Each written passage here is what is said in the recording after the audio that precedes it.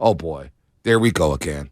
Here we go again. How's this one going to end? Mm-hmm. And the Denver Nuggets the game was tied 85-85.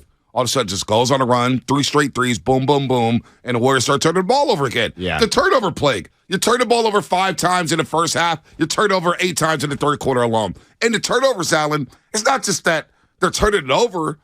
They're CYO turnovers. They are. It's B-team. B-team CYO. B-team, like C-team CYO. You know what I'm saying? Like the last 5 on 15-man roster of a CYO teams, like, dude, I can do that out there. No, just throw the ball out of bounds. Throw the ball into 3 defenders. The turnovers the last 2 nights for the Golden State Warriors are just mind-boggling. Yeah. I don't understand how you make the same mistakes. I mean, obviously, look, you're playing a good team and whatever it is, but these aren't induced by the defense. Right. They have nothing to do with the defense. They're just deciding they don't care about the basketball. No, they don't value it. And when they were able to get away with this stuff in years past, maybe that's why they haven't learned from it, right? Yeah. I mean, when you talk to Steve Kerr, he says, everybody knows the turnover. It's almost, you talk about cancel culture. The Warriors have turnover culture. They're just, it's okay. We just turn the ball over and we keep it pushing. It's not okay anymore because you don't have the firepower to come back from it. Some nights you do, but some nights you don't. And when you look at Draymond Green and this calf thing, this is the issue with dropping those games, all the bad games that they've dropped. Right. Because you were supposed to be banking those W's because you are older and because somebody is going to have some type of injury. So we'll monitor what happens with Draymond Green. Steph bangs his knee last night. He stays in the game. But this is why everybody at the beginning of the season, and I think you're one of those people, Bonta, I'm not coming down your road this early in the morning. Hey, it's all good. It's early in the season. I understand that. It's not about losing the games now. It's about what's to come. And we're starting to see what's to come. Whoa. Andrew Wiggins was out. Steph Curry was out. Now, we don't know with Draymond. This is what can happen. It's just a long season. Well, the thing that made me say that, too, early in the season was it's going to be all good. It's because it was the veterans that was losing those games. Everybody wanted to blame James Wiseman. Mm-hmm. Everybody wanted to blame Moses Moody. Everybody wanted to blame Jonathan Kuminga and the youth movement. Everybody wanted to blame the 2-timeline thing. And when you think back to that first road trip, you blow a game in Charlotte. Bad. You're up 4 with the minute left in regulation. No LaMelo Ball, and your veterans are on the floor. Not the youngsters. It's the veterans, the championship core. They blow a lead, you lose in overtime. Okay, you move on, you get blown out in Detroit on the back-to-back. No Klay Thompson. Detroit's just more athletic than you. You get run out the gym. All right, in Detroit. You got ran out the gym. Yeah. Let's be honest. Then you go to Miami, and your veterans are on the floor, and you score 2 points in the last 5 minutes of that basketball game. Can't happen. That's your veterans. All right? Then you move on to Orlando. You blow an 18, 15-point lead. I forgot what it was, but you blow a big lead. Mm-hmm. They go on a run. It's your veterans down the stretch who are turning the ball over. It's Stephen Curry who's getting his pocket picked by Jalen Suggs down the stretch. It's your veterans. You look at this game. It's your veterans. The Boston game a couple weekends ago. It's your veterans. Down the stretch, not taking good shots. And Steph Curry has been a culprit of that. Not taking good shots, and he's admitted that. So you win 5 of those games. All right, you lost 8 games where you had a double-digit lead. Hell, 9 now. When you think about last night, you're up 55-44 the second quarter. You're rolling, and then Denver says, "You know what? Let's turn it up a notch," and they run you out the gym. I don't know if I'd count that. It's still a double-digit lead, That's right? True. It's still a double-digit lead. So you're up 11. That's 9 double-digit leads you've blown this year and lost, and that's not even number 1 in the NBA. Dallas is up there, Portland is up there, but say you go 5-4 of those games, or maybe 6-3. Now you're up. You're 4 games over 500. You're 5 games over 500, and you're in the top 4 in the Western Conference. So those games that have been blown, it's been blown by the championship core. Yeah. So that's why I have faith in them, because the championship core is blowing them. Right. Is the championship core getting old? Do they not have that juice? Do they not have that extra oomph in their game anymore?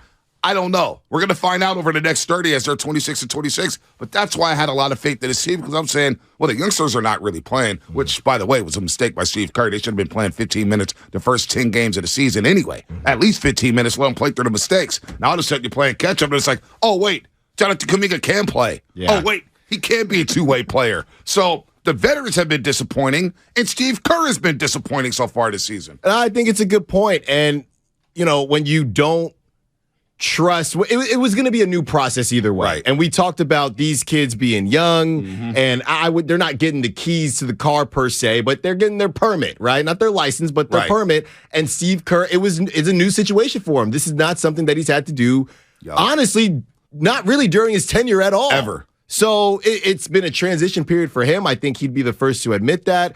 And for the veterans, it's been a transition for them. We're going to get into James Wiseman, I'm sure. Sometimes he doesn't get the... you know what? Say the what guy you hadn't want. played an NBA game since December 29th. Right, but sometimes they're not looking for him. Oh, no. He's running down the lane wide open with his hands up. No, thank Strum you. the ball. No, thank you. They're like looking him off. Right. Yeah, I'm Ty Jerome. I'd rather jack up at threes It's instead of time. giving it to James Wiseman. It's Ty Jerome time. Yeah. I'm trying to get off this two-way. It's my time now. It's money time. It's Rucker Park again. What? Get the ball to Wiseman. Yeah.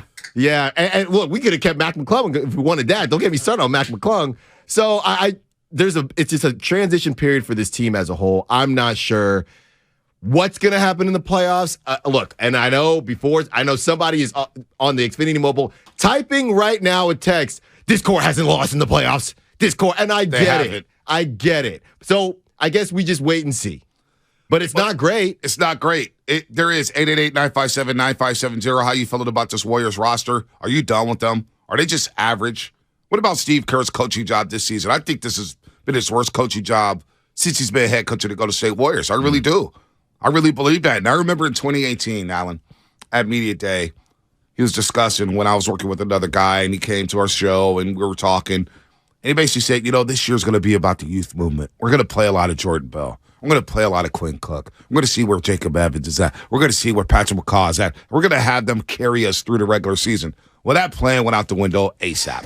It was like KD, Steph, Clay, Draymond, you're playing 35 minutes a night. We got a 6-man rotation. Yeah, we've got to win games. Hey, Sean Livingston, no load management, you're playing. Right. Andre Iguodala, you're a 6-man, we're playing. So Steve Kerr, in the same mode as Greg Popovich, in the same mode as Phil Jackson, they don't believe in playing youngsters early on. Especially when you make a mistake, they're sitting your ass right there on that bench, and they're saying, you know what, you got to earn your minutes. Well, now they're behind the 8 ball. So they can't afford to get these kids experience and possibly lose games. The problem is you're losing games either way. Right. So it really doesn't matter who you put in there. But you know what, though? Again, look at the standings. Which is why I can't panic this morning. The Clippers are the number 5 seed. The Dallas Mavericks are 4th in the Western Conference right now. Luka just had a right heel contusion. Who the hell knows if he's going to play Saturday night here at Chase Center when the Mavericks come to visit? The Mavericks are 4th in the West right now. They have 25 losses. 25. The Warriors are 9th in the West with 26 losses. They're 1 game behind them in a loss column, so this thing can flip immediately, which is why I'm thinking to myself, damn, the Warriors go on a 5-game winning streak. They're in position to get home court advantage through the first round.